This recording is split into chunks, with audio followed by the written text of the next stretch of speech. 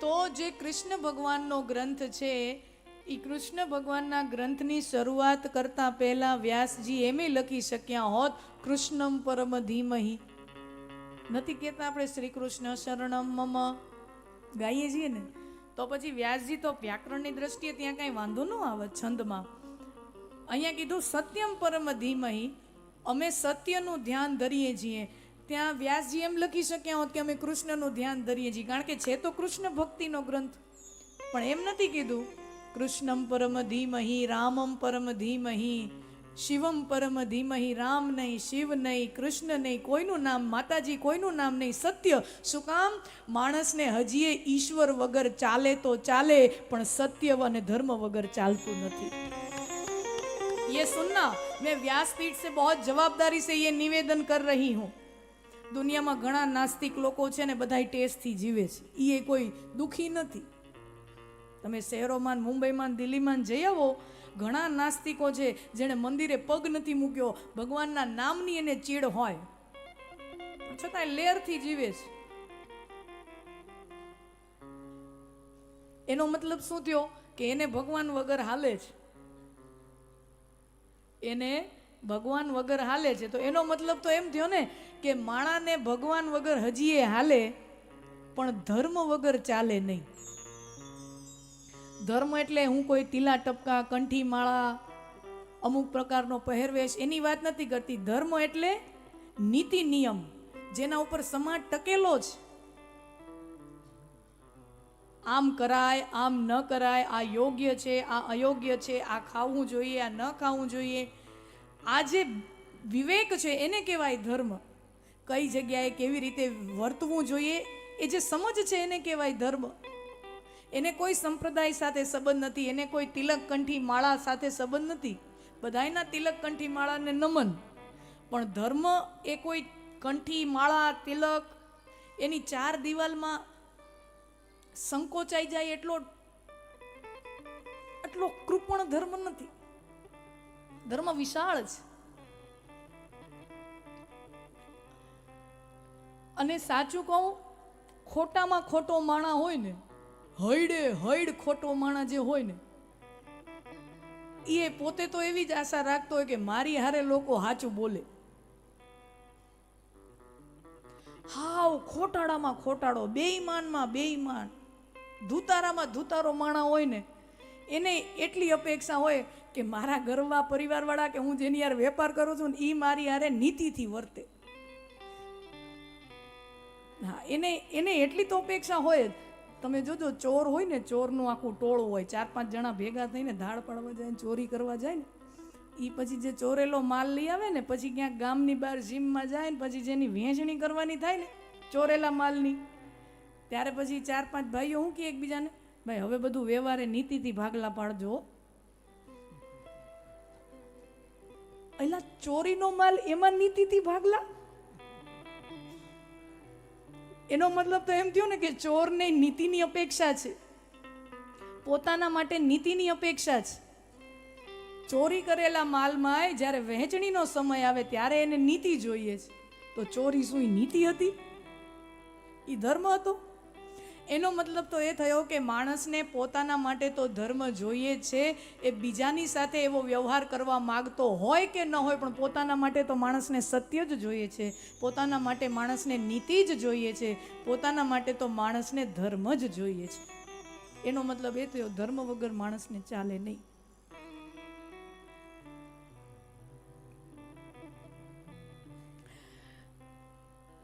ગાંધીજી પ્રાર્થના સભા કરતા,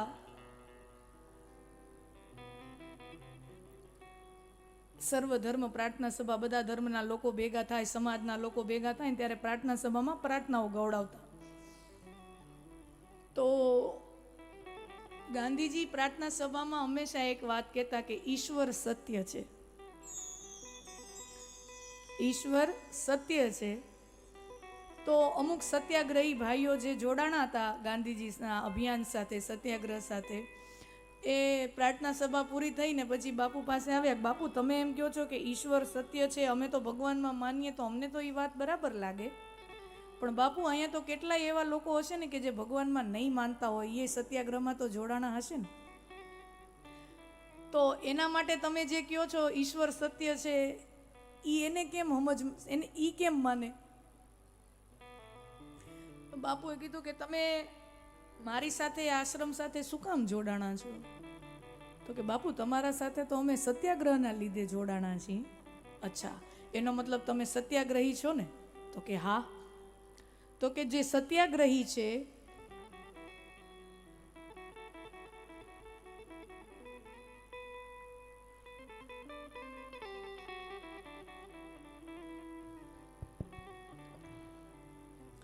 તો જે સત્યાગ્રહી છે એના માટે સત્ય એ જ ઈશ્વર છે. બીજા લોકો માટે ઈશ્વર સત્ય છે, પણ જે સત્યને માને છે એને માટે સત્ય જ ઈશ્વર છે. सत्य ही शिव है, शिव ही सुंदर है. ईश्वर सत्य है, सत्य शिव है और शिव सुंदर है.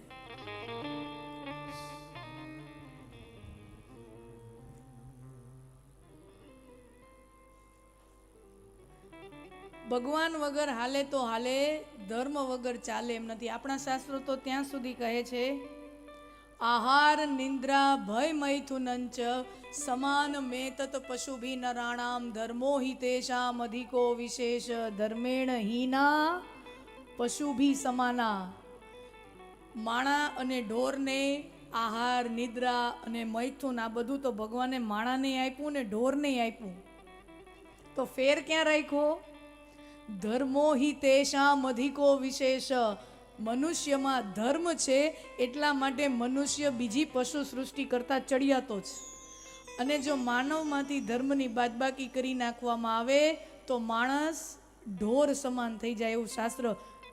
પશુ ભી સમાના ધર્મેન હીના પશુ ભી સમાના શાસ્ત્ર કહે છે, પશુ સમાન થઈ જાય. આ તો ઋષિ મુનિઓ બહુ વિવેકી હોય, સંત પુરુષો વિવેકી હોય તો એને ખૂબ વિવેકની ભાષામાં એમ કહી દીધું કે ઢોર જેવા. પણ મને જે અને આપણને બધાને જે સમાચાર પત્રોમાં, ટીવીમાં, ન્યૂઝમાં દેખાય છે એના ઉપરથી એમ લાગે કે માણાના જીવનમાંથી બાદબાકી થઈ જાય ને તો માણા ઢોર જેવો નહીં, ઢોરથી એ ગયો ગુજરો થઈ જાય. ઢોર તો ક્યાંય હારા હોય, પશુ તો ક્યાંય પશુને સારા કેવડાવી દે. ઘણી વાર તો એમ છે કે કોઈકને એમ કૂતરા જેવું કેવું નહીં, કૂતરાને અપશબ્દ થયો કહેવાય. હા, અત્યારે માણાને ક્યાંક કૂતરા જેવો કહીએ ને તો આપણને કૂતરા ઉપર દયા આવે. અરે રે રે રે રે, ક્યાં આની ઉપમા દીધી માણાને.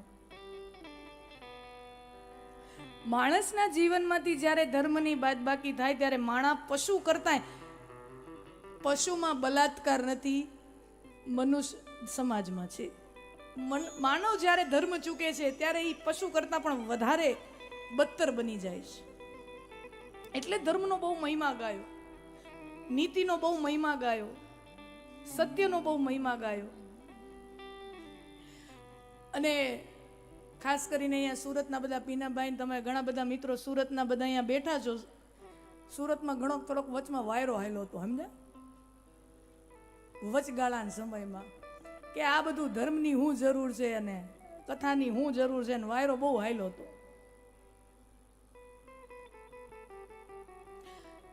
તમે ભારતનું બંધારણ ભણી લ્યો, ભારતનું જે લીગલ આઈપીસીની કલમો છે એ ભણી લ્યો, એટલે એમાં બધું આવી ગયું.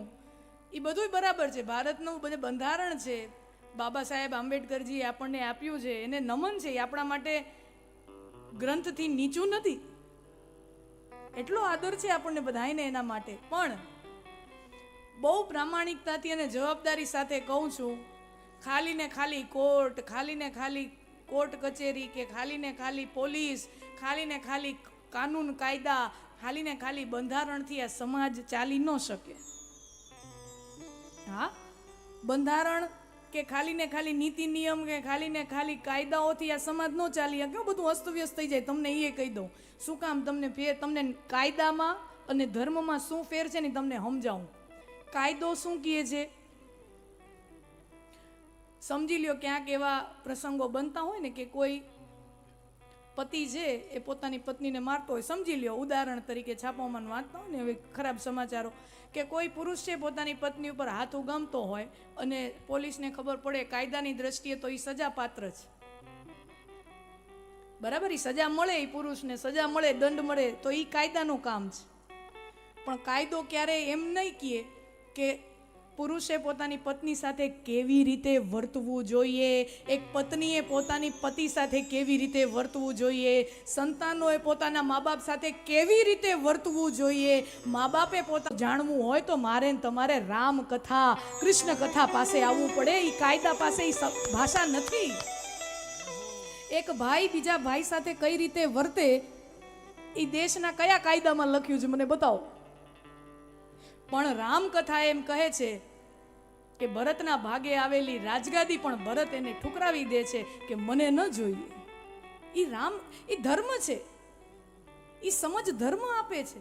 એટલે ધર્મના લીધે આ સમાજ ટકી શકે મારા વાલા. માત્ર ને માત્ર કાયદા અને બંધારણથી આ સમાજ ક્યારેય ટકી શકતો નથી. હું તમને સાવ સાદું સુધારણા આપણા હાવ ને હાવ ગામડામાં સમજાઈ જાય ને એવું ઉદાર દાખલો તમને દઉં કે ધર્મ ને કાયદામાં શું ફરક છે, નીતિમાન ધર્મમાં શું ફેર છે.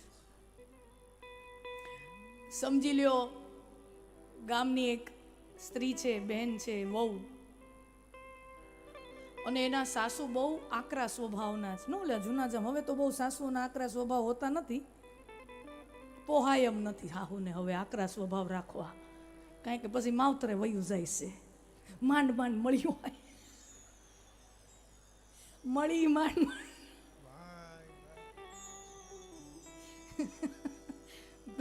માંડ ભેગું થયું. આજકાલની સાસુ માટે મને બહુ દયા આવે. ખોટું ખોટું નહીં, સાચું સાચું.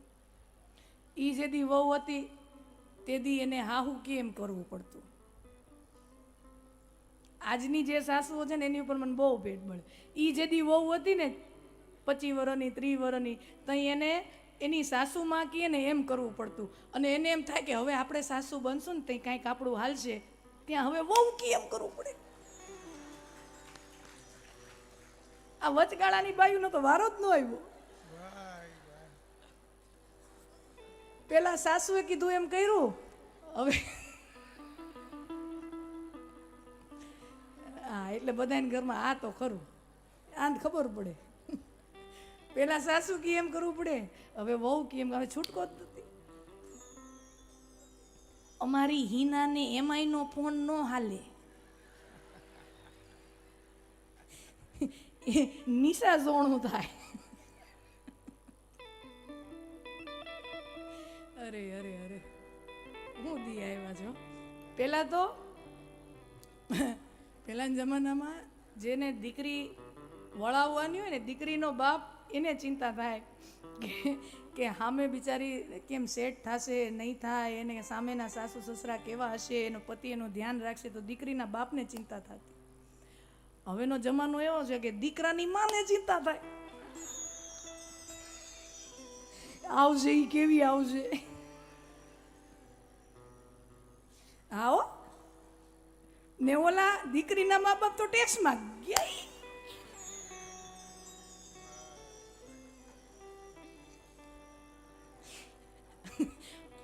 મને લગ્ન પ્રસંગમાં જાઉં ને મને બહુ મજા આવે. એમને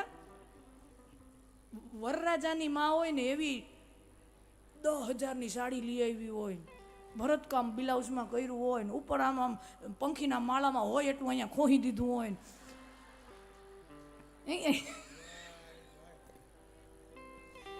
ને આ 2-4 એશિયન પેન્ટના અહીંયા ડબ્બા ઉલાડી દીધા હોય, અને એવી ઝગમગ સિતારા મારતી વરરાજાની માં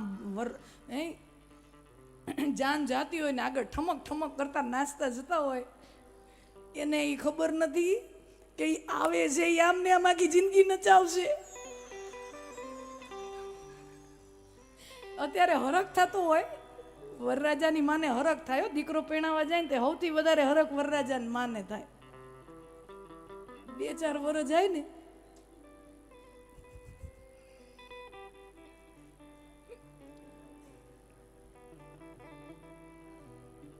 ઠીક છે, એ મજા છે પરિવાર જીવનની. બધા એના ભગવાન વારા એક આમથી આમ ફેરવ્યા રાખે.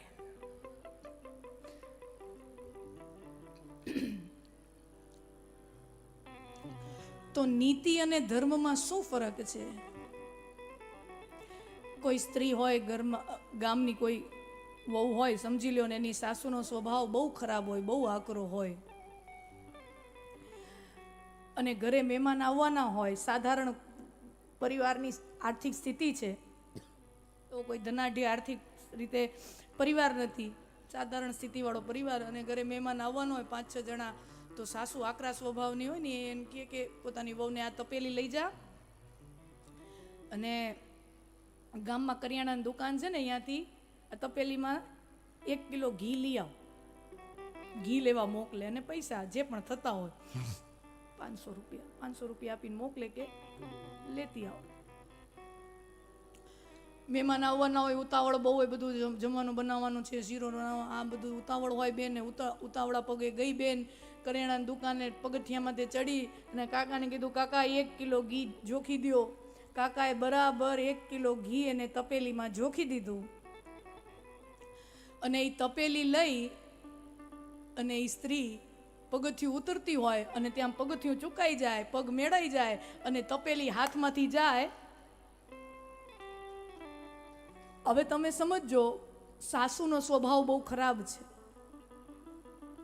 500 રૂપિયાનું નુકસાન કર્યું છે, અને હવે વળી પાછા મહેમાન, એક તો 500 રૂપિયા ગયા, તો વળી એટલું લેવું હોય બીજા 500 થાય, એટલે 1000 રૂપિયા. અને સાસુનો સ્વભાવ ખરાબ છે, આર્થિક રીતે બહુ સારો એવો પરિવાર નથી.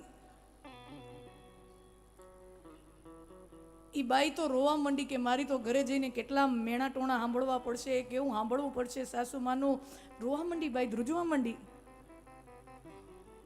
હવે તમે મને એક જવાબ આપો, આ પરિસ્થિતિમાં ઘી ઢોળાઈ ગયું છે, આ પરિસ્થિતિમાં એ વેપારી જે છે કરિયાણાવાળો, એ બાઈને વળી પાછું 1 કિલો ઘી આપવા માટે બંધાયેલો છે કે નહીં, એનો મને તમે જવાબ આપો. બધા વેપારીઓ છો ને તમે બધા, તો એ વેપારી જે છે એ સ્ત્રીને 1 કિલો ઘી આપવા માટે બંધાયેલો છે કે નહીં? ના, એ બંધાયેલો નથી. વેપારીના હાથે ઘી જોખવામાં ઢોળાઈ જાય, એના હાથે તપેલી ઢોળાઈ જાય, તો એ બંધાયેલો છે કે હા ભાઈ, આ જો મારા હાથે નુકસાન થયું, હું વળી પાછું નવું 1 કિલો ઘી જોખીને બેનને આપું. પણ અહીંયા ભૂલ કોની? એ બેનની. તો વેપારી બંધાયેલો નથી. હો, તો વેપારી જો ઈ નવું 1 કિલો ઘી એને ન જોખીને આપે, તો વેપારી કોઈ અનૈતિક ન ગણાય, એ ખોટો ન ગણાય, એ બરાબર જ નીતિવાળો જ ગણાય. એને તો 500 રૂપિયા લીધા ને ઘી દીધું ને વાત પતી ગઈ. એ નીતિ જ છે, ખોટું નથી. તો આ રહી નીતિ. પણ જો એ વેપારીને ખબર પડે, કરિયાણાવાળો કાકા હોય, અને ગામમાં તો બધાને એકબીજાના ઘરના સ્વભાવ ખબર જ હોય ને, કોણ કેના ઘરમાં કેવી સ્થિતિ છે બધા જાણતા હોય ગામમાં. એને ખબર છે કે આની સાસુ આને એટલા મેણા ટોણા કરશે, આને એટલું સંભળાવશે, બિચારી ધ્રુજે છે, રડે છે, અને એ કાકા વહાલથી દીકરીના માથે આમ હાથ ફેરે ને કે દીકરી વાંધો નહીં, રોમાં બેટા, તને હું 1 કિલો ઘી આપું છું, તમ તારે જ્યારે વ્યવસ્થા થાય ત્યારે આપજે, ન થાય તોય જય સિયારામ, આ 1 કિલો ઘી લઈ જા. હવે આ જે વેપારીએ કર્યું એ ધર્મ છે, નીતિથી એ ઊંચો. જ્યારે પર પીડાને કોઈ સમજે એ ધર્મ છે. બીજાનું દુઃખ સમજવું એને ધર્મ કહેવાય.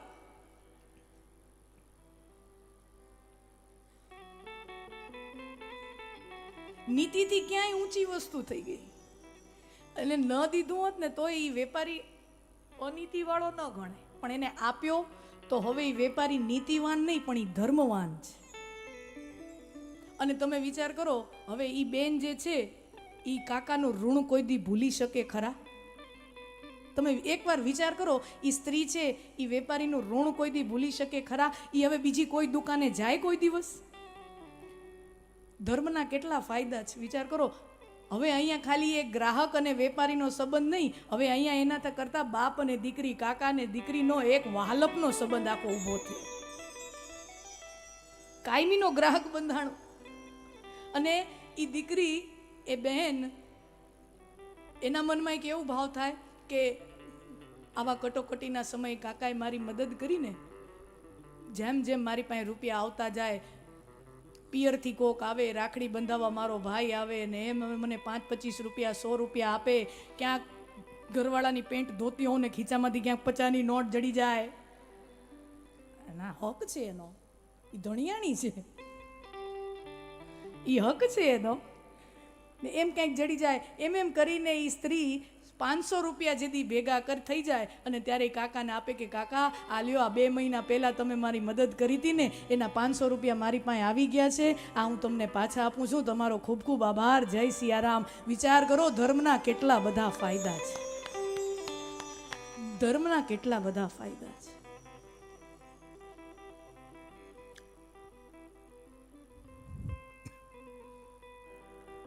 સત્યમ પરમ ધીમહિ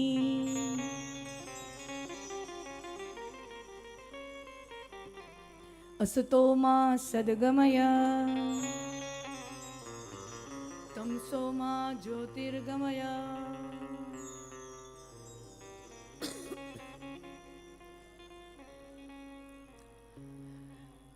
અને સત્યને, ધર્મને સમજાવવા માટે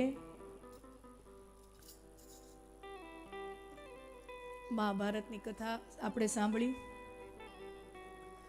મહાભારતમાં, ભાગવતના ગ્રંથમાં 3 નિવેદનો, કાલે આપણે ભીષ્મ દાદાની વાત આપણે સાંભળતા હતા કે ભીષ્મ દાદાએ પોતાનો પ્રાણ છોડતા પહેલા શ્રી કૃષ્ણની સ્તુતિ કરી છે. ભાગવત ગ્રંથમાં જોઈએ ને તો 3 આત્મ નિવેદન છે. સૌથી પહેલું આત્મનિવેદન ભીષ્મ કરે છે, ઇતિમતી રૂપકલ્પિતા વિતૃષ્ણા, હે ઈશ્વર, હું તને મારું મન આપું છું, મય્યે વ મન આધત્સ્વ મયી બુદ્ધિમ નિવેશય, મારું મન હું તમને આપું છું. તો પહેલું આત્મનિવેદન કર્યું ભીષ્મએ. બીજું આત્મનિવેદન વામન જન્મની કથામાં આવે છે, બલિરાજાએ જે કર્યું છે. વામન ભગવાનને 3 ડગલા પૃથ્વીનું દાન આપે છે. આપણે આ કથા જાણીએ છીએ.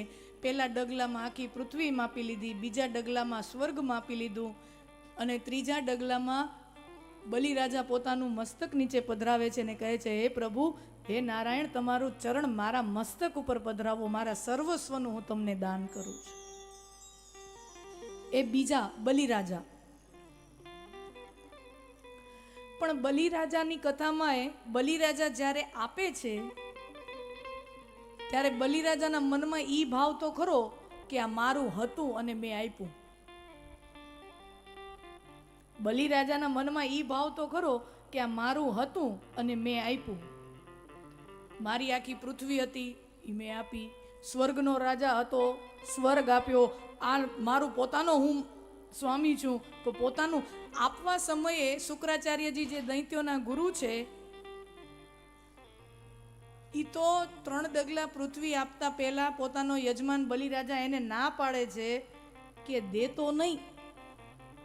આ કોઈ સાધારણ બટુક બ્રહ્મચારી નથી, આ સાક્ષાત નારાયણ છે, તો દેતો થાકીશ પણ એ લેતો નહીં થાકે. સાચે આ નારાયણ છે? હે ગુરુ, સાચે આ નારાયણ છે? હા, તને ખબર ન પડે, હું ઓળખી ગયો છું, આ નારાયણ છે એમ. અને જો આ નારાયણ હોય ને તો એને તો મારે મારું બધુંય આપી દેવું છે, કારણ કે આખી દુનિયાને દેવા વાળો મારા દરવાજે માગવા માટે જો આવતો હોય તો મારે તો મારું સર્વસ્વ એને આપી દેવું છે.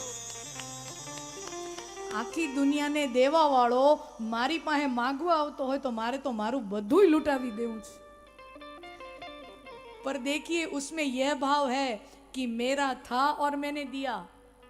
It was mine and I gave away. તો આ ક્યાંક સૂક્ષ્મ અહંકાર તો થયો ને, મારું હતું. જે ઘણા ભક્તિમય અહંકાર ઘણાને આવી જાય, એને સાત્વિક અહંકાર કહેવાય. ઘણા એને મંદિર જવાનો અહંકાર હોય, મારે તો નિયમ બહુ. અને જે ન જાતા હોય ને એની હવે આમ અતડાતા ને અઈડ કરીને કે હા, અમે તો રોજ જઈએ હો, શ્રાવણ મહિનામાં તો અમારે રોજ જવાનું. એને મંદિર જવાનું અભિમાન. તો તમે જાઓ છો તમારા માટે જાઓ છો, અમારા માટે ક્યાં જાઓ છો? સાત્વિકતાનો પણ અહંકાર હોય છે. અમારે તો આમ એટલે આમ જ હોય. એ પણ એક સાત્વિકતાનો અહંકાર છે.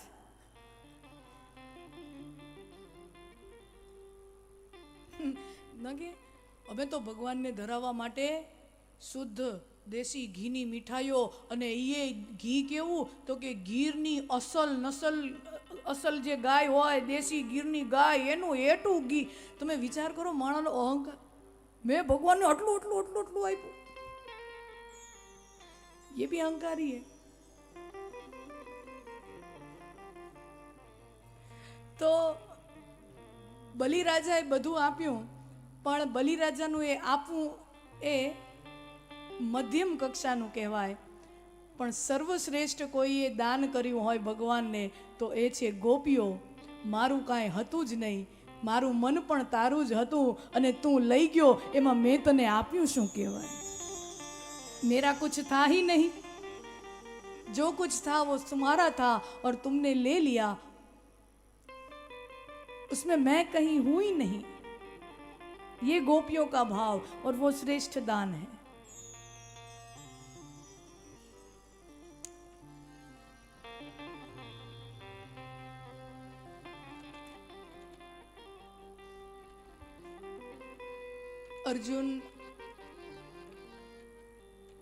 અર્જુનના દીકરા અભિમન્યુ અને અભિમન્યુની પત્ની ઉત્તરાને ત્યાં ઉત્તરાના ગર્ભાવસ્થાના દિવસો ચાલી રહ્યા છે.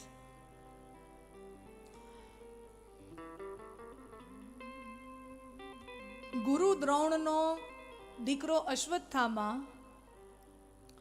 એ દ્રૌપદીના 5 દીકરાને અંધારી રાતે 5 પાંડવો સમજીને એનો વધ કરી દે છે.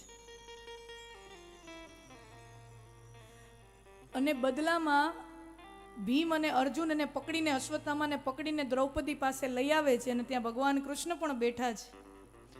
અને ભગવાન આદેશ કરે એ પહેલા તો ભીમ ગદા લઈને ઊભા છે.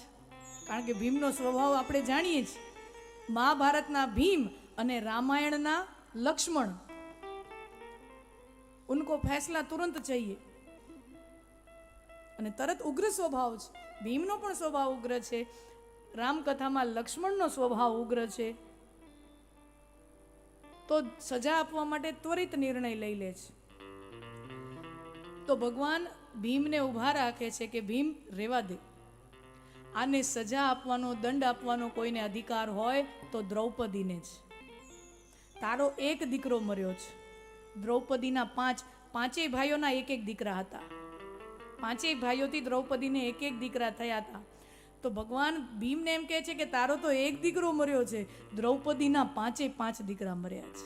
તો આને સજા આપવા માટે કોઈ યોગ્ય વ્યક્તિ છે તો એ દ્રૌપદી છે. અને ભગવાન પાંચાલી સખી દ્રૌપદીની સામે જોઈને કહે છે, હે પાંચાલી, હે સખી, બોલ ક્યા કિયા જાય, માર દિયા જાય યા છોડ દિયા જાય, માર દિયા જાય યા છોડ દિયા જાય.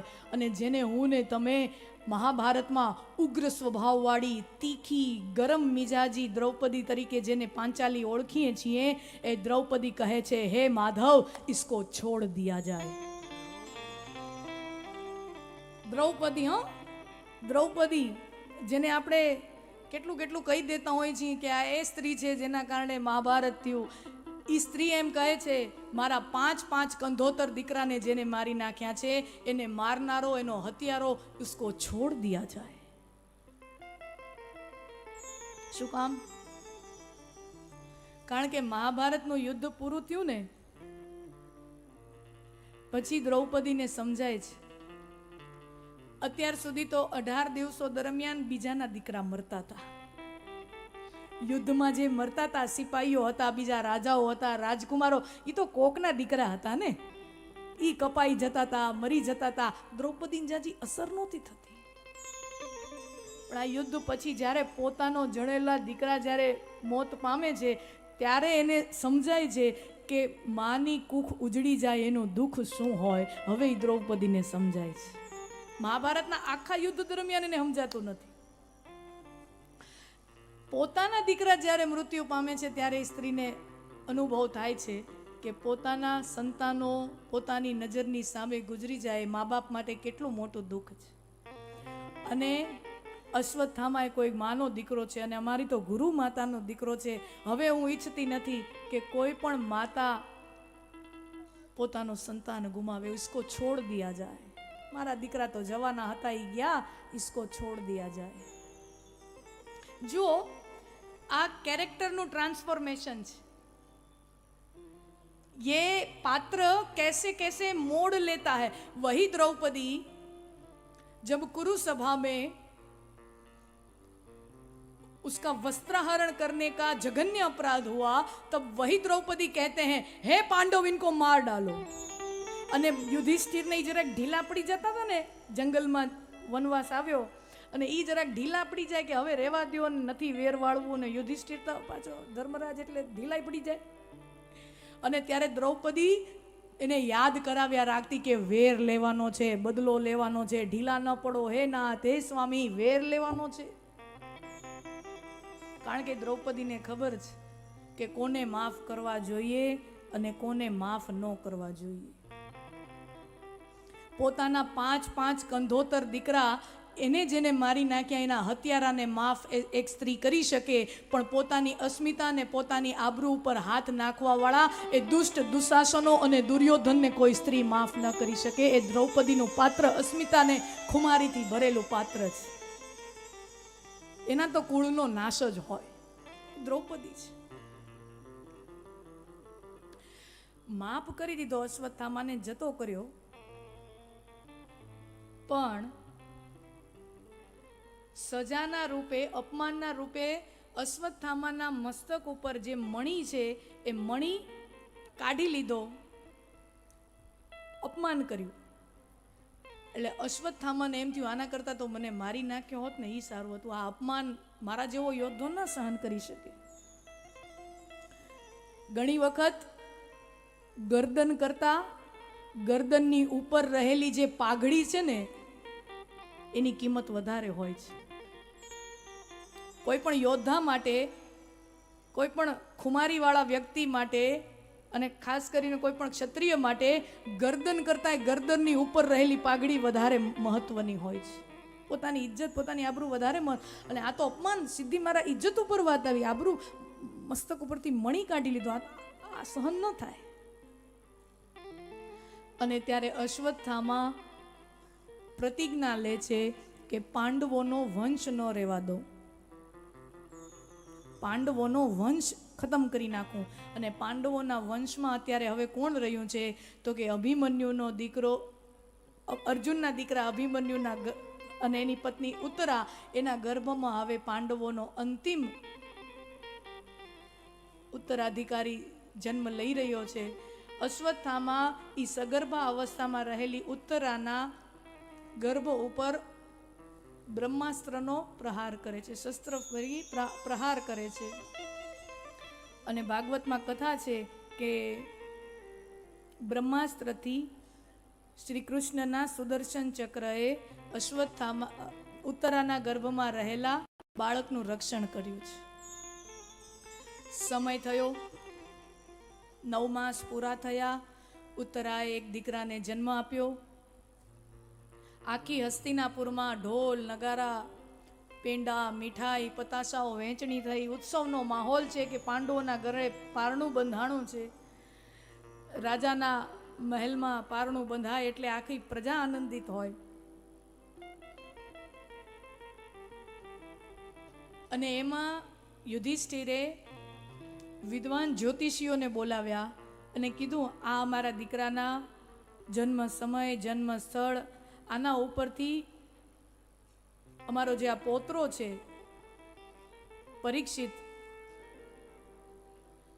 એનું ભવિષ્ય કથન કરો. અને ત્યારે જ્યોતિષીઓ ભવિષ્યનું કથન કરે છે કે હે યુધિષ્ઠિર રાજા, આ તમને પણ ચડે એવો ધર્મનો ધર્મરાજા થશે, તમારા કરતાં ચડિયાતો ધર્મરાજા થશે, નીતિમાન થશે, એના રાજમાં પ્રજા સુખી થશે. ધન ધાન્ય અને ખેડૂતો અને બધાયને આનંદ રહેશે, ખૂબ વૈભવી સુખી જીવન જીવશે. પણ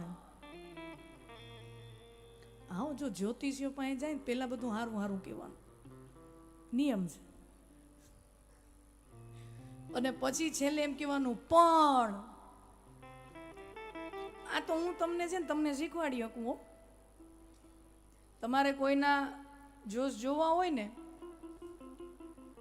મને 5 મિનિટ થાય તમને શીખવાડતા, પછી તમે હાંજ થાય ને તમે આમ હાથ લઈને આવી ન જતા મારી પાસે લાઈન લગાવીને. એટલે હું તમને અહીંયા જાહેરમાં જ કહી દઉં, તમને બધાને અહીંયાથી એક એક જ્યોતિષ આપણે બનાવી જવા. સિમ્પલ. તમારી પાસે કોઈ વ્યક્તિ આવે, તમારી પાસે આમ હાથ ધરે એટલે તમારે થોડીક વાર ચશ્મા આમ કરવાના. થોડીક વાર થોડા જ્ઞાની હોય એવો ડોળ તો કરવો પડે ને,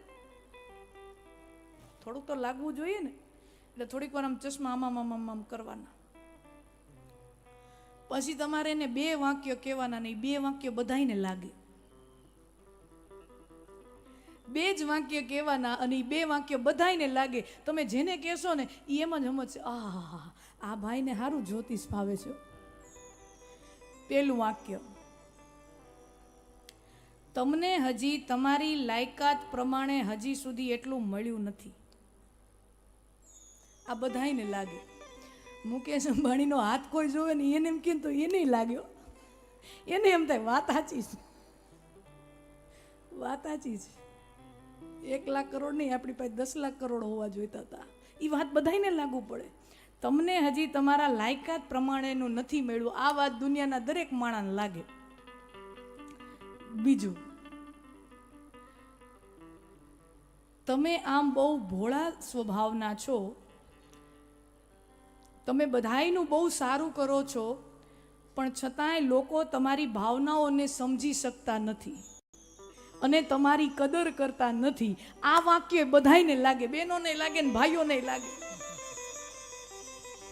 આ બહેનોને એમ થાય અમારા ઈવડા અમારી કદર કરતા નથી, અને ભાઈઓને એમ થાય આ તો અમે મળ્યા આટલા સરસ જી તોય અમારી કદર કરતા નથી. બધાયને આ વાક્ય બધાયને લાગે, અમારી કદર કરતા નથી.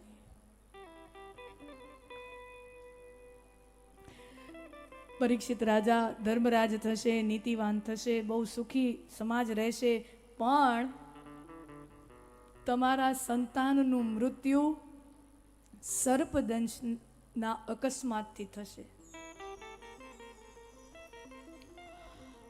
બધા ભાઈઓને પાંડવોને ચિંતા થઈ કે અમે તો ક્ષત્રિય યોદ્ધાઓ કહેવાઈએ, અમે યુદ્ધના મેદાનમાં યુદ્ધ કરતા કરતા વીરગતિને પામીએ, એમાં અમારી શોભા છે.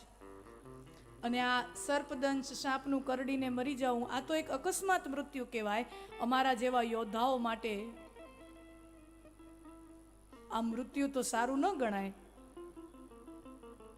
અને ત્યારે એ વિદ્વાન જ્યોતિષીઓ કહે છે, હે રાજન, તમે ચિંતા કરતા નહીં, આ તમારા દીકરાને સર્પદંશથી મૃત્યુ થશે એ વાત ચોક્કસ છે, પણ આ તમારા સંતાનને વિષ્ણુ પદની પ્રાપ્તિ થશે અને તમારા સંતાનના માધ્યમથી આખા સંસારને ભાગવત કથા જેવું દિવ્ય પરમાત્માનું ચરિત્ર મળશે અને એનો શ્રવણથી લાખો કરોડો લોકોનો જીવોનો ઉદ્ધાર થશે અને બધોય ફળ, બધોય શ્રેય આ પરીક્ષિત રાજાના ખાતામાં જશે.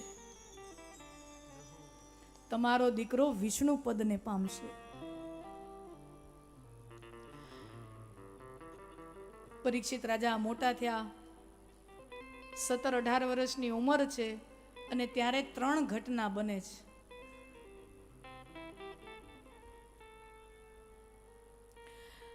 આ બાજુ સૌરાષ્ટ્રના દરિયા કિનારામાંથી એ તરફથી સમાચાર મળ્યા કે ભગવાન શ્રી કૃષ્ણ હવે સદેહે આ પૃથ્વી ઉપર રહ્યા નથી. ભગવાન વૈકુંઠ ગમન, વૈકુંઠ સિધાવ્યા છે. આ સમાચાર હસ્તિનાપુરના રાજમહેલમાં પહોંચ્યા અને પાંડવો ભગવાન શ્રી કૃષ્ણનો વિરહ સહન કરી શકતા નથી અને પોતાની રાજગાદી, રાજપાટ બધું છોડી, મોહ માયા મમતા બધું છોડી પોતાની રાજગાદી ઉત્તરાધિકારી તરીકે પરીક્ષિત રાજાને સોંપી એનો રાજ્યાભિષેક કરી અને પાંડવો હિમાલય તરફ ગતિ કરે છે. અને ત્રીજી ઘટના બની એ જ સમયે કળિયુગનો પ્રારંભ થયો. ભગવાન શ્રી કૃષ્ણ જન્મ્યા, જીવ્યા અને જેટલી લીલાઓ કરી એ સમય દ્વાપર તરીકે ઓળખાતો, પણ ભગવાન જેવા વૈકુંઠ સિધાવ્યા એવું જ આ સંસારમાં કળિયુગનો પ્રારંભ થયો. અને કળિયુગની ઉંમર કેટલી છે ભાઈઓ બહેનો? આપણા શાસ્ત્રો એમ કહે છે કળિયુગની ઉંમર 4,32,000 વર્ષની છે. કેટલા? 4,32,000. ને એમાંથી ગયા કેટલા? 5,000 વર્ષ જ ગયા છે. હજી 4,32,000 ની ઉંમર છે ને એમાંથી હજી ગયા કેટલા? 5,200 વર્ષ. એટલે જેને જેને એમ લાગતું હોય ને કે ઘોર કળિયુગ છે, કળિયુગ ફાટી નીકળ્યો છે, ભયંકર જમાનો છે, કળિયુગ તો હજી ઘોડિયામાં હિંચકા હિંચે છે. કળિયુગ તો હજી ઘોડિયામાં સૂતો છે. કળિયુગની ઉંમર 4.5 લાખ વર્ષની છે. 4,32,000, 4.5 લાખ. 4.5 માંથી હજી તો ખાલી 5,000 જ ગયા છે. કળિયુગ હજી તો જીવવા જેવો જમાનો છે. જમાનો હજી જીવવા જેવો છે. કળિયુગનો પ્રારંભ થયો અને કલિકાલના પ્રભાવથી પરીક્ષિત રાજાના હાથે એક અપરાધ થાય છે. એની કથા આપણે થોડી વાર પછી એનું શ્રવણ પ્રવાહમાં વહીએ. એ પાંડવોના વંશજ તરીકે પરીક્ષિત રાજાનો જન્મ થયો છે.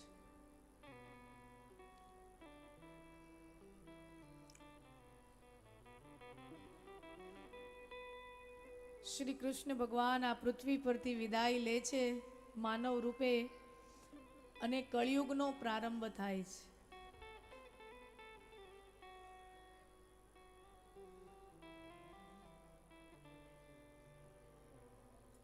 કૃષ્ણ કનૈયા લાલ કી જય. એટલે મીઠી ટકોરાને સમજવી. મને વઢતા આવડતું નથી.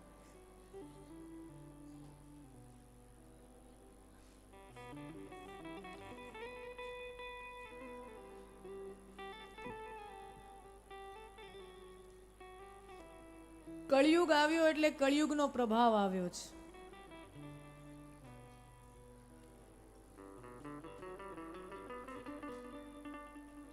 પરીક્ષિત રાજા 18 વર્ષના થયા ત્યારે એના હાથમાં રાજગાદી આવી ગઈ છે. 18 વર્ષના થયા અને રાજગાદી ઉપર બેઠા. આટલી મોટી જવાબદારી. હસ્તિનાપુર એ કોઈ નાનું રજવાડું નથી, એક નાનું રાજ્ય નથી, બહુ પ્રભાવી રાજ્ય છે. અને ખૂબ નાની ઉંમરે 18 વર્ષની ઉંમરે આ જવાબદારી આવી છે. રાજા તરીકે બહુ શ્રેષ્ઠ વ્યક્તિત્વ છે પરીક્ષિત રાજાનું.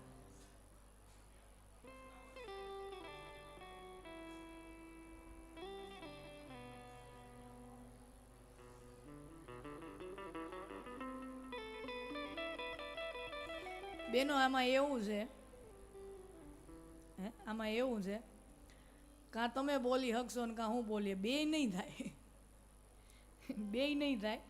એટલે હવે મને બોલવા દો, કારણ કે મારે બોલવાનું છે. તમે ઘરે માથું ખાજો, સમજ્યા? ત્યાં અધિકાર તમારો, અહીંયા મને માથું ખાવા દો.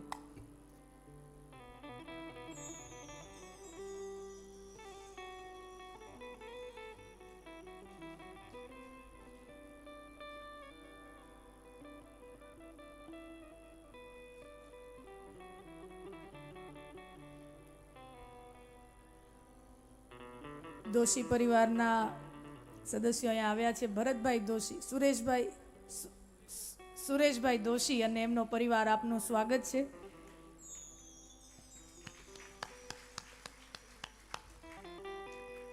અને ખૂબ ઉદાર ભાવના કહેવાય. હું શરૂઆતમાં જ આ વાત મેં કીધી કે ધર્મ સંપ્રદાયના વાડાઓથી પર થઈને, આમ તો જૈન સમાજમાંથી આવે છે અને આમ સનાતન ધર્મનું, વૈદિક ધર્મના અહીંયા કામ થતા હોય અને એમાં પણ એ મુખ્ય યજમાન તરીકે એક જૈન પરિવાર જોડાતો હોય. એ કેટલી સરસ મજાનું આ વલ્લભીપુરમાં ગામમાં આ દોશી પરિવારે એક ઉદાહરણ બેસાડ્યું છે. ખૂબ ખૂબ અભિનંદન.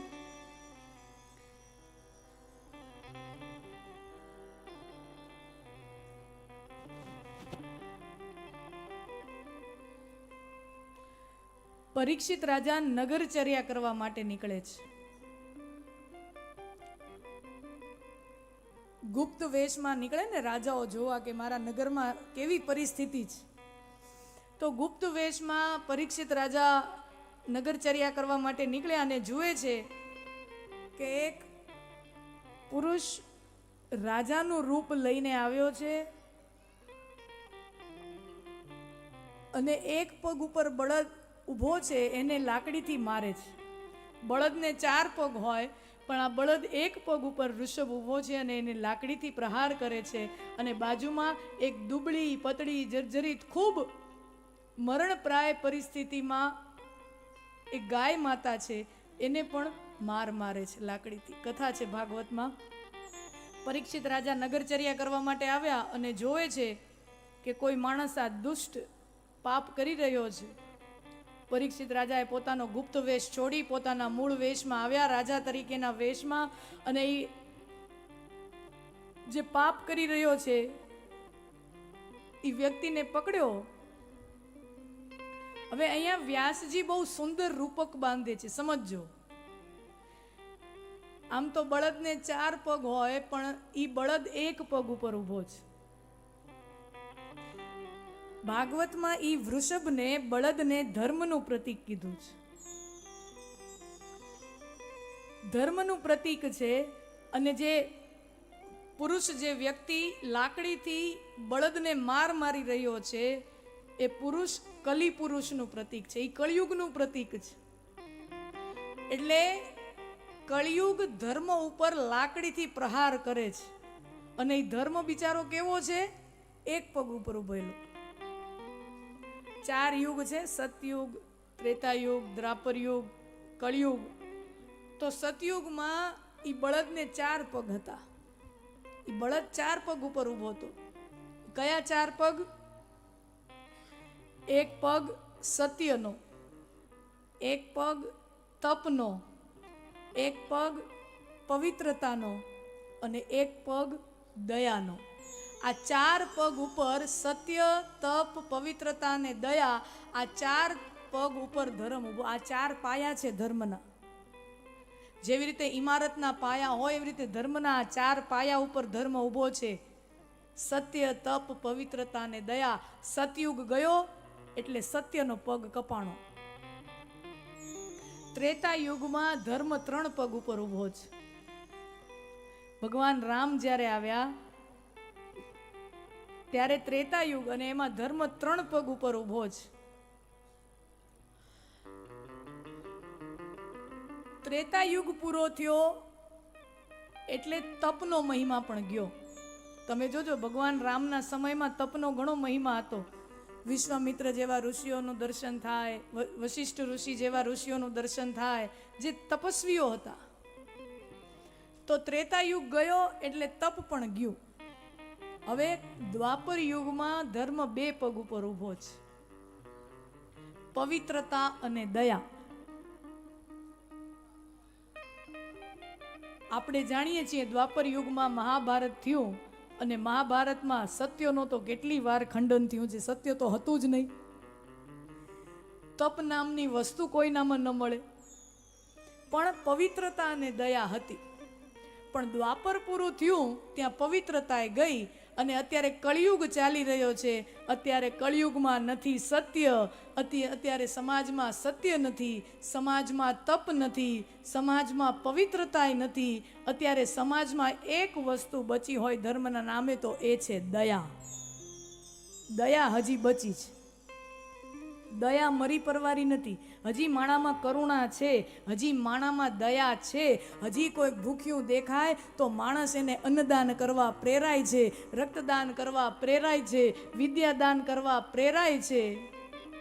અભાવવાળા પરિવારમાંથી દીકરીઓ આવતી હોય તો કેટલાય સરસ મજાના સુંદર મજાના માંડવાઓ બંધાય અને સામૂહિક વિવાહો એવા પ્રસંગો બને ત્યારે સામૂહિક કન્યાદાનના દાતાઓ મળે. આ શું છે?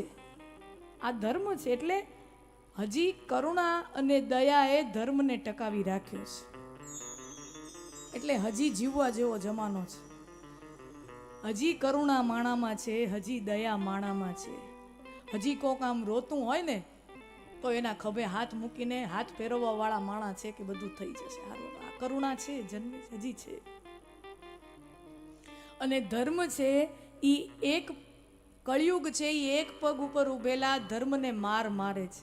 કે ને દયા નામનો જે પગ છે ને એ માણામાંથી નીકળી જવો જોઈએ એવો પ્રયાસ કળિયુગનો છે.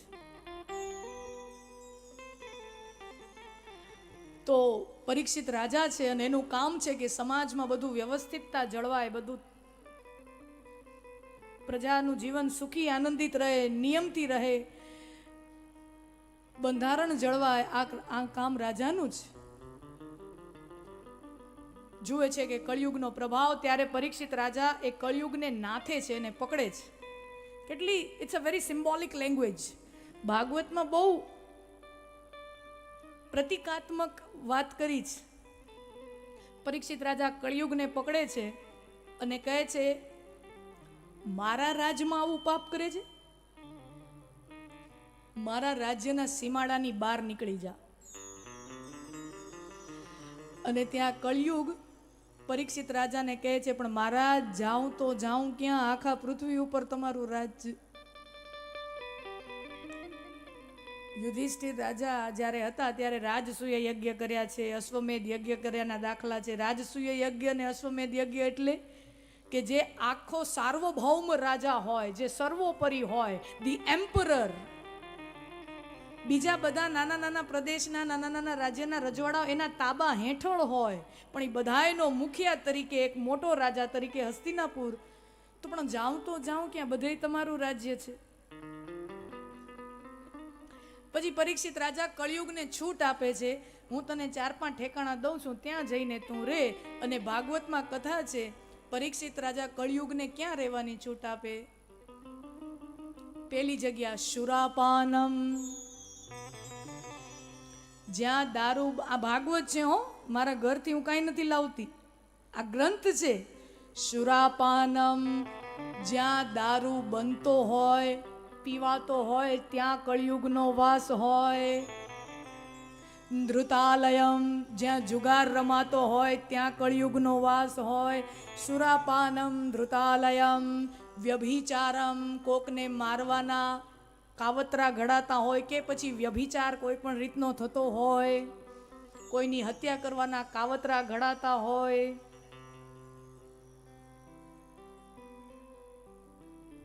આટલા જગ્યાઓ સૂચવી કે આટલી જગ્યાએ કળિયુગનો નિવાસ હોય. અને તમે જુઓ 5000 વર્ષ પછી પણ આ વાત, આ 5500 વર્ષ પહેલા લખાયેલી આ વાત પણ આજે કેટલી પ્રસ્તુત, એવર રિલેવન્ટ આ વસ્તુ છે. ધૃતાલયમ, શુરાલયમ, વ્યભિચાર, આના કારણે પરિવારો, સમાજો બરબાદ થઈ જાય છે. આજના તારીખે આપણે જોઈ જ છીએ કળિયુગનો આ પ્રભાવ છે. અને કળિયુગ કહે છે કે આ તો બધી હીન જગ્યાઓ છે, તમે કોઈ સારી જગ્યા બતાવો, એકાદિક એવું પણ ઠેકાણું હોય. અને પરીક્ષિત રાજા છેલ્લે એને કેમ કે છે સુવર્ણમાં તારો વાસ હો. સુવર્ણ માને ગોલ્ડ, માને સોનું. સુવર્ણમાં તારો વાસ હો એટલે સંપત્તિ. અને આપણે જોઈએ છીએ કળિયુગમાં મોટા ભાગના ડખા, મોટા ભાગના ઝઘડા, મોટા ભાગનો ક્લેશ સંપત્તિના કારણે છે. સોનાના કારણે. સોનું એટલે સંપત્તિ. મોટા ભાગના ઝઘડા, ક્લેશ સંપત્તિના કારણે. એક જ માતા પિતા ના 3 સંતાનો હોય, 3 દીકરા હોય, પણ 3 દીકરા એકબીજા હારે ન બોલતા હોય, એના મૂળિયામાં તમે જાઓ તો જમીન હોય, સંપત્તિ હોય. આ કળિયુગનો પ્રભાવ છે. તો સોનામાં, સુવર્ણમાં તારો વાસ હો.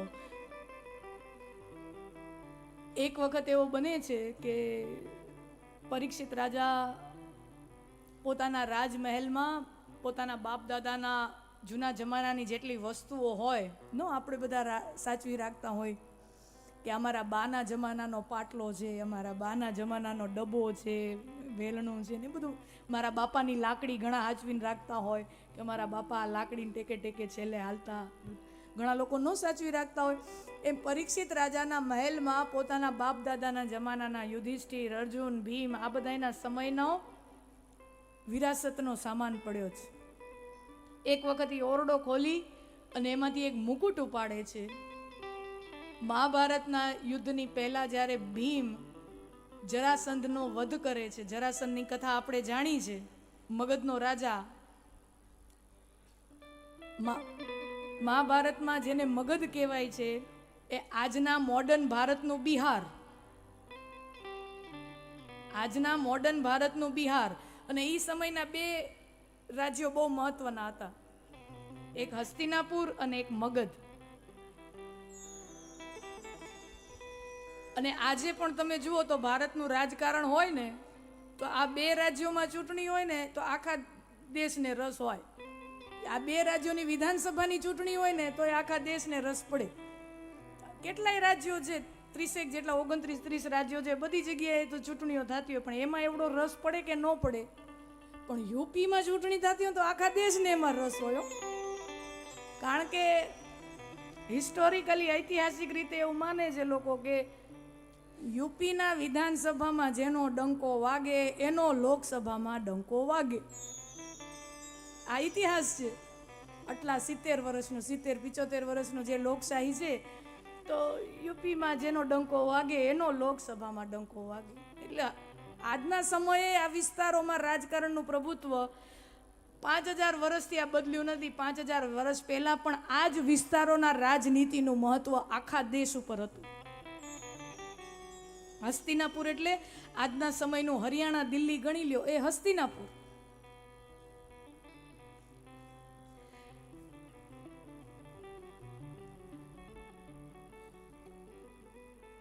જરાસંધનો મુકુટ લઈ અને રાજા પરીક્ષિત શિકાર કરવા નીકળ્યો છે. કથા લાંબી છે. શિકાર કરવા નીકળ્યો, તડકો છે, તાપ છે, ઉનાળો, ગરમી છે, રાજાને ભૂખ તરસ લાગી. જંગલમાં કોઈ એક વનમાં એક ઋષિના આશ્રમ ઉપર પોતાના અશ્વને વિરામ આપી અને ઘોડા ઉપર જ બેઠા બેઠા પોકાર કરે છે કે હસ્તિનાપુર નરેશ આયા હે, જલપાન કરાયા જાય. હવે જોજો, જરાસંધ જેવા અધર્મી રાજાનો મુકુટ પહેર્યો છે સોનાનો, અને કળિયુગનો વાસ ક્યાં છે?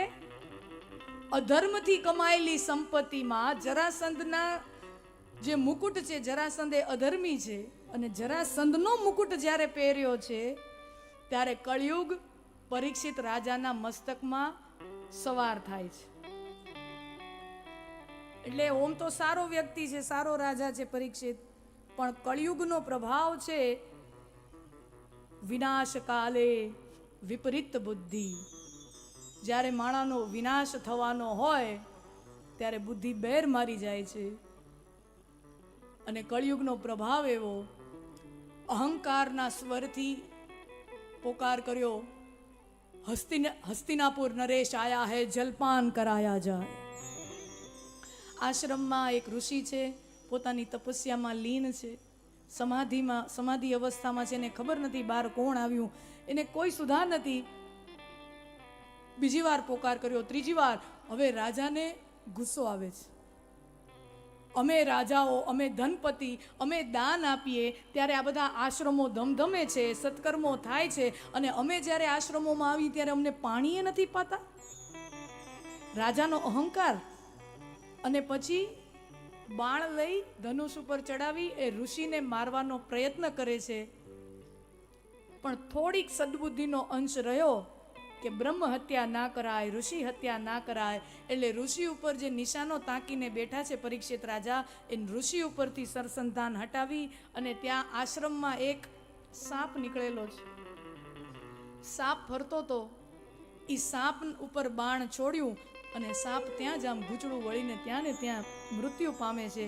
અને એ જ બાણની આમ અણીથી એ સાપનો મરેલો મૃતદેહ આમ ઉપાડી અને પરીક્ષિત રાજા જે ધ્યાનસ્થ અવસ્થામાં જે ઋષિ બેઠા છે એના ગળામાં મરેલો સાપ પહેરાવી અને ત્યાંથી પોતાના મહેલ તરફ નીકળી જાય છે. આવું અપમાન કર્યું છે, આવો અપરાધ કર્યો છે.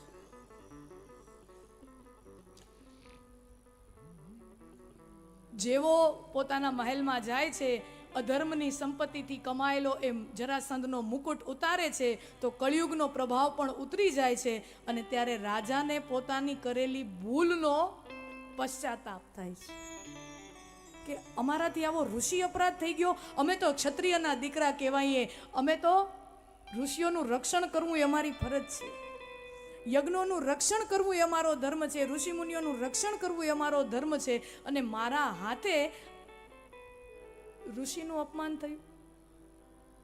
પશ્ચાતાપ થાય છે. બટ પછતાને છે કા હોવે જબ ચીડિયા ચુગ ગઈ ખેત. જ્યારે સમય ટાણું વયું જાય અને આ બાજુ આશ્રમમાં ઋષિ તો ધ્યાનસ્થ અવસ્થામાં, એને કાંઈ ખબર નથી કે આવી રીતે મરેલો સાપ કોઈ પહેરા, કોઈ સુધાર નથી. ઋષિના પુત્ર જે જંગલમાં ફળ ફૂલ વીણવા ગયા છે, એ ઋષિના પુત્ર આવે છે ને જુએ છે કે મારા પિતા સાથે કોઈ આવી મશ્કરી કરી છે, આવો કોઈ અપરાધ કર્યો છે. અને ત્યારે એ બ્રહ્મ તેજ, એ ઋષિના તપનું તેજ, એ ઋષિ પુત્રએ અંજલિ ભરી અને પોતાના તપોબળથી શ્રાપ આપવાની ચેષ્ટા કરી. ઇતિ લંઘિત મર્યાદમ તક્ષક સપ્તમે હણી. જેણે પોતાની મર્યાદાનું ઉલ્લંઘન કરીને મારા પિતાનું, આવા શ્રેષ્ઠ ઋષિ મુનિનું જેણે અપમાન કર્યું છે, ઇતિ લંઘિત મર્યાદમ તક્ષક સપ્તમે હણી, એનું આજથી બરાબર 7 દિવસ પછી તક્ષક નાગના સર્પદંશથી એનું મૃત્યુ નિશ્ચિત હો. શ્રાપ લાગી ગયો છે, ઋષિ પુત્રનો શ્રાપ લાગી ગયો. ઇતિ લંઘિત મર્યાદમ, જેણે પોતાની મર્યાદા ધર્મનું ઉલ્લંઘન કર્યું છે, એનું આજથી બરાબર 7 દિવસ પછી મૃત્યુ થાય.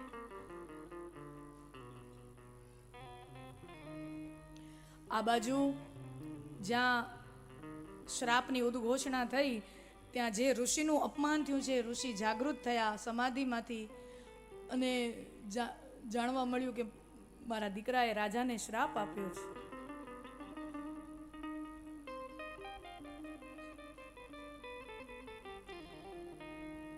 પહેલા તો પોતાના પુત્રને વઢ્યા છે ઋષિ. કથા છે ભાગવતમાં કે ગમે તેમ હોય આપણો રાજા છે, અને પરીક્ષિત રાજા ધાર્મિક વ્યક્તિ છે.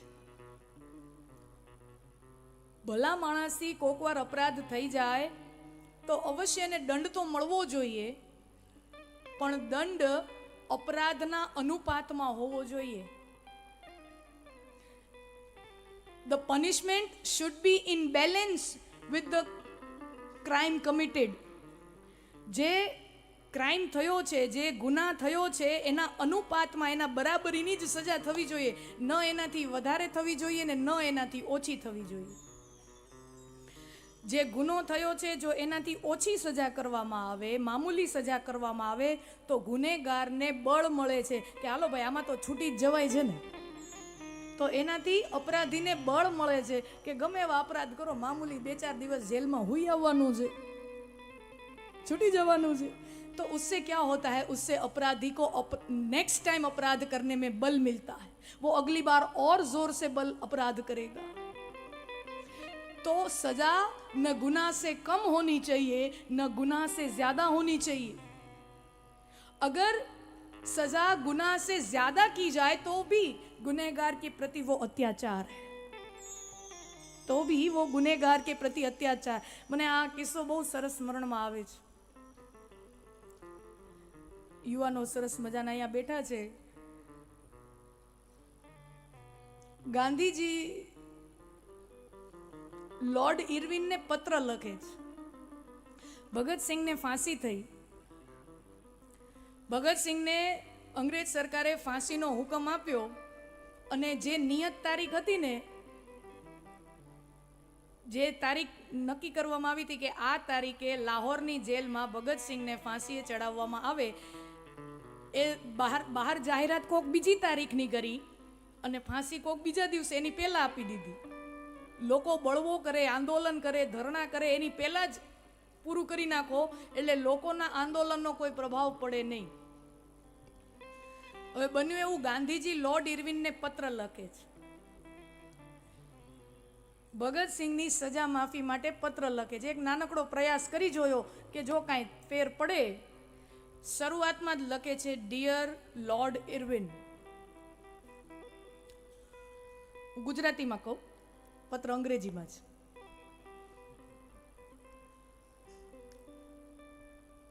મારા અને ભગતસિંહના વૈચારિક સિદ્ધાંતો મળતા નથી. હું રહ્યો અહિંસાનો પૂજારી અને ભગતસિંહ તો દેશની આઝાદી માટે હિંસા કરવામાં કતરાય નહીં. અમારે સિદ્ધાંતનો મેળ નથી. પણ ગમે તે હોય, ભગતસિંહની દેશભક્તિ પ્રત્યે મને કોઈ શંકા નથી. આ ઐતિહાસિક વસ્તુ છે. ગૂગલમાં જજો, તમને મળશે. અને પુસ્તકનું નામ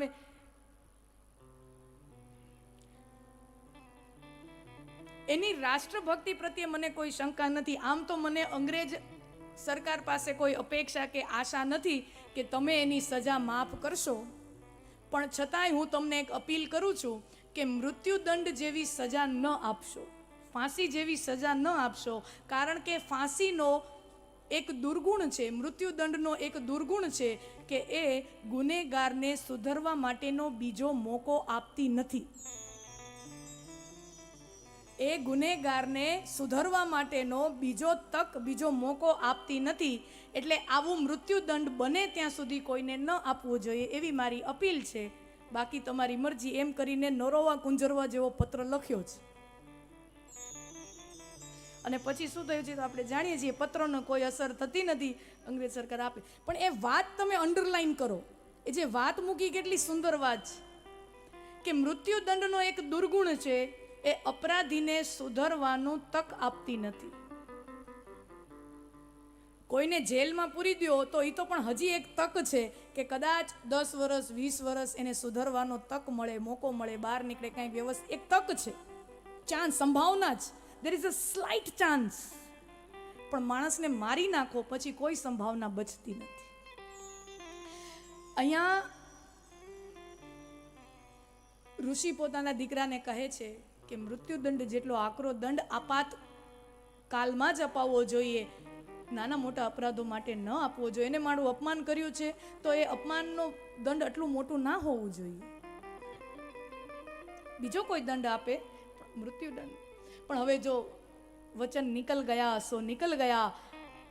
ઋષિએ પોતાના દીકરાને કહ્યું કે તમે શ્રાપ આપ્યો છે તો આપ્યો છે, પણ શ્રાપનો એક નિયમ છે કે જેને શ્રાપ મળ્યો છે, લાગ્યો છે, એને જાણ હોવી જોઈએ કે મને આ શ્રાપ લાગ્યો છે. પરીક્ષિત રાજા તો બેખબર, એને કાંઈ ખબર નથી મને આવો શ્રાપ લાગ્યો છે.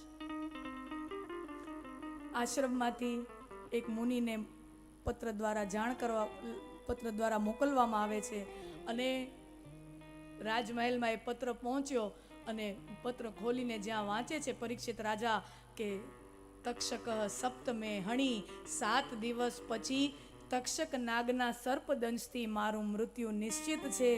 રાજપાટની, પરિવારની, ધનની બધી મોહ, મમતા, આસક્તિ પરીક્ષિત રાજાના મનમાંથી જેમ સાપની કાંચળી ઉતરે એમ બધી મમતા પરીક્ષિત રાજાના મનમાંથી ઉતરી જાય છે.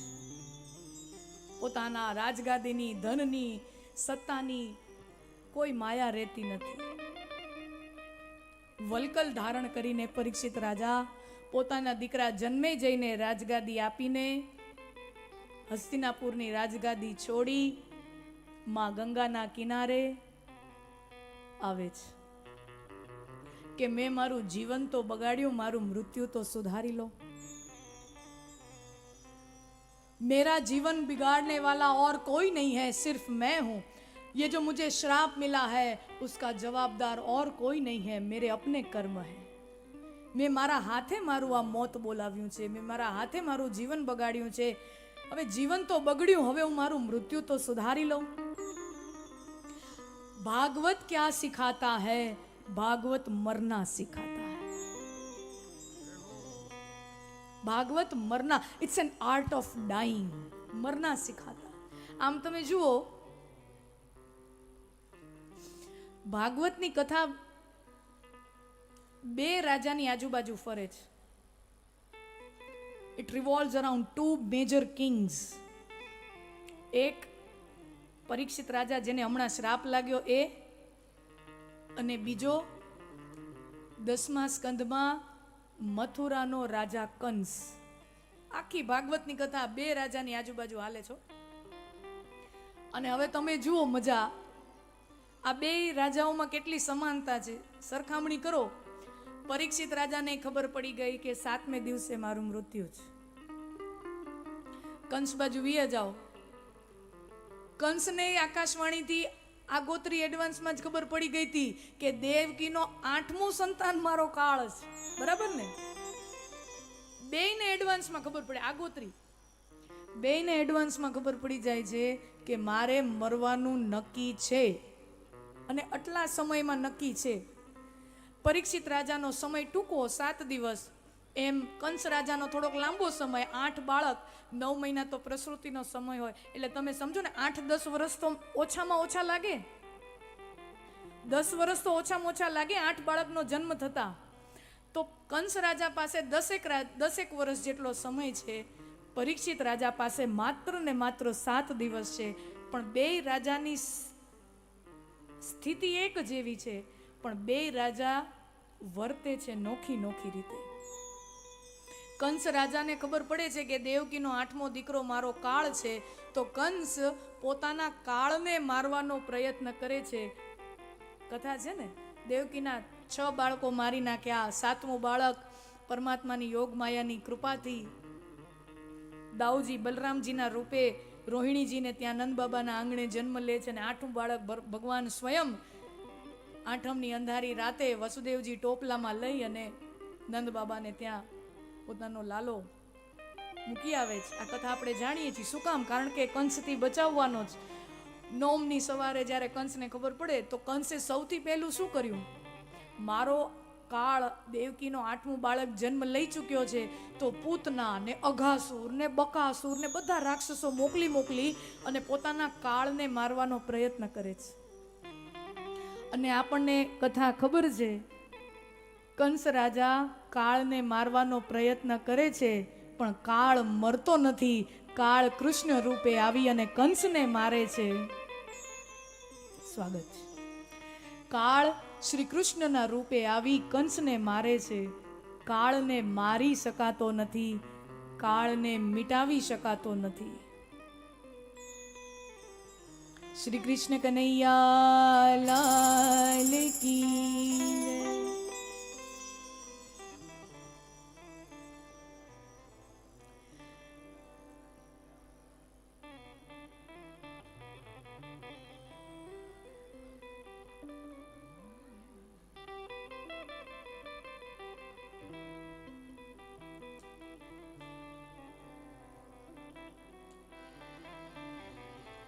કંસ રાજા પોતાના કાળને મિટાવવાનો પ્રયત્ન કરે છે, પણ કાળને મિટાવી ન શકાય.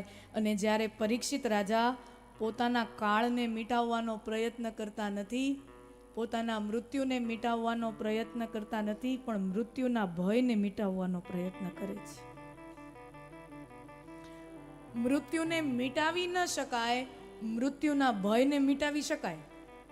આપણે જોયું, કંસ રાજા મૃત્યુને મિટાવવા જાય છે, મટાવી શકતા નથી. અને પરીક્ષિત રાજાને શ્રાપ લાગ્યો છે, તો પરીક્ષિત રાજા he has a different approach. મૃત્યુને મિટાવવાનો નહીં, મૃત્યુને સુધારવાનો પ્રયત્ન કરે છે. ગંગા પહોંચ્યા કે અહીંયા મારું જીવન તો બગડ્યું છે, મારું મૃત્યુ સુધારવા માટે મને કોઈ સંત સમાગમ થઈ જાય, કોઈનો આશરો મળી જાય, કોઈ મહાપુરુષનું વચન, શાસ્ત્રોનું વચન મને મળી જાય. એ આશ્રયથી ગંગા કિનારે આવ્યા. અને ત્યાં ગંગા કિનારે સુખદેવજી મહારાજ, જે વ્યાસના પુત્ર છે, ભાગવત કથા લખી વ્યાસજીએ, વ્યાસજીના પુત્ર સુખદેવજી મહારાજ ત્યાં આવ્યા છે. અને પરીક્ષિત રાજાનું મિલન થયું. અને પરીક્ષિત રાજાએ ત્યાં રેતીની વ્યાસપીઠ જેવું બનાવી, ઝાડમાંથી પુષ્પ તોડી લાવી અને સુંદર મજાના વ્યાસપીઠ સજાવી અને સુખદેવજી મહારાજને વ્યાસપીઠ ઉપર બિરાજમાન કર્યા. અને હવે અહીંયા પ્રશ્ન પૂછે છે પરીક્ષિત રાજા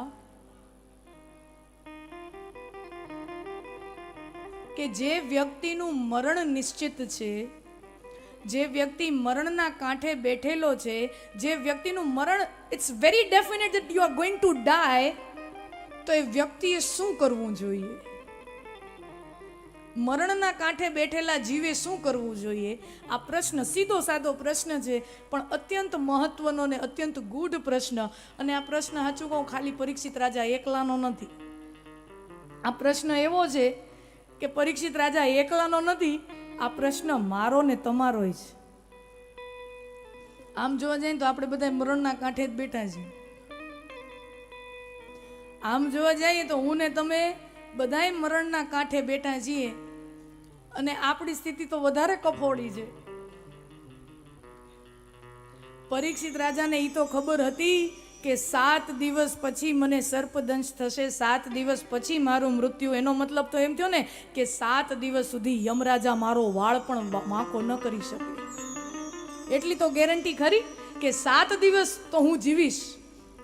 મને ને તમને એ ખબર નથી કે આપણી પાસે 7 વર્ષ છે, 70 વર્ષ છે, 7 મહિના છે, 7 દિવસ છે, કે 7 કલાક કે 7 મિનિટ છે, કે 7 સેકન્ડ છે, એ પણ મને તમને ખબર નથી. આપણી પાસે 7 કલાક છે કે 7 મિનિટ છે, એ આપણને ખબર નથી. પછી બેસણામાં જઈએ કોક સ્નેહીજનના, પછી એના દીકરા એમ કે પપ્પાને ઓમ તો કાંઈ નહોતું, રમતા હતા, તું તો દુકાને હતો. જમવા પપ્પા નીકળ્યા અને રસ્તામાં શું થઈ ગયું ખબર પડી નહીં. આ સમાચારો આપણે રોજ જોઈએ છીએ, અને ખાસ કરીને હવે તો જે હૃદય રોગને લગતા, ખાસ કરીને 30 વર્ષથી 35 વર્ષથી નીચેના યુવાનોમાં બહુ બહોળું પ્રમાણ આપણને દેખાય છે. 7 घंटे हैं, 7 मिनट है, 7 सेकंड है, कुछ पता नहीं.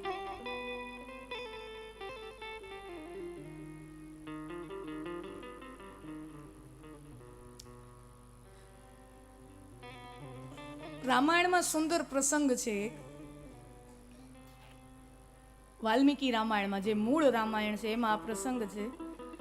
અને કથા એમ છે કે આપણે જાણીએ છીએ કે ભગવાન રામને વનવાસ આવ્યો, ભરતને રાજગાદી મળી, પણ રાજગાદી ઉપર ભરતજી બેસતા નથી. અને ભરતજી તો મોસાળમાં છે. આપણે આ જે પ્રકરણ બન્યું કઈ મંત્રાવાળું અને 2 વચનો મંગાણા વરદાન, ત્યારે ભરતજી તો મોસાળમાં છે, અયોધ્યામાં હાજર નથી. એની ગેરહાજરીમાં કઈ માએ 2 વચનો માંગ્યા. રામ તો વનવાસ તરફ પ્રયાણ કર્યું. પાછળ આપણે કથા જાણીએ છીએ કે દશરથ રાજા પોતાના પ્રાણનો ત્યાગ કરી નાખે છે રામના વિરહમાં. રામનો વિયોગ પિતાથી સહન થતો નથી અને પિતા મૃત્યુ પામે છે. ભરતને મોસાળથી બોલાવવામાં આવે, સમાચાર દૂતો દ્વારા મોકલવામાં આવ્યા કે જલ્દી વશિષ્ઠ ઋષિ ગુરુદેવ આપણને બોલાવે છે. બંને ભાઈઓ ભરત શત્રુઘ્ન મોસાળથી આવ્યા. આ કથા છે.